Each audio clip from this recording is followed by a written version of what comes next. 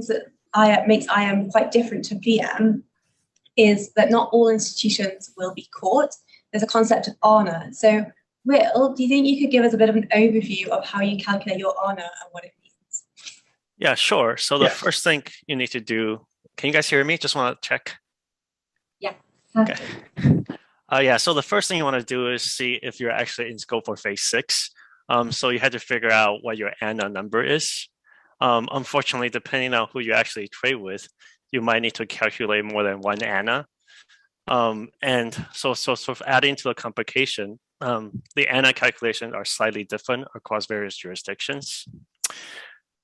So generally speaking, the ANA is calculated on a margin group basis, but how that's determined, there's spaces between the jurisdictions. For example, in the US, it's more straightforward. You look at the accounting standard to see if you're part of the same consolidated group for accounting purposes.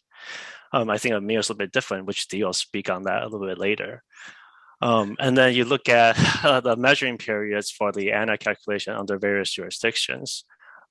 So in the U.S., I guess there's sort of a good news in the the past couple of years is that CFTC ANA number is in line with the EMEA and UK EMEA calculation.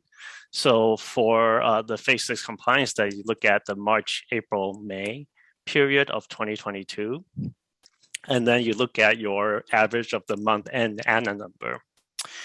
But the complication in the US is if you're trading with a dealer who's subject to the potential regulators' margin rules, the ANA calculation period for phase 6 is actually June and July and August of 2021. So you would be able to see if you're in scope or not right now. And the calculation is also slightly different. You look at the daily average aggregate notional amount over that 3 months period, rather than looking at the month-end number for each month.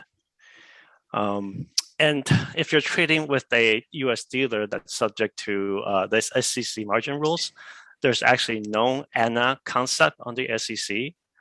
So whether you're in scope or not, or based on your entity status, your dealer counterparty's entity status, and also you're really looking at whether you're going to be above the 50 million threshold. Sorry, go ahead, Hannah. Sorry.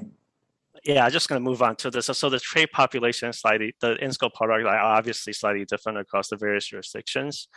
Just on the US side, so all the in-scope products under the US margin rules are in scope, but you also have to include deliverable FX swaps and forwards who are actually not in scope of the margin requirements, but you do have to count that in your ANA number.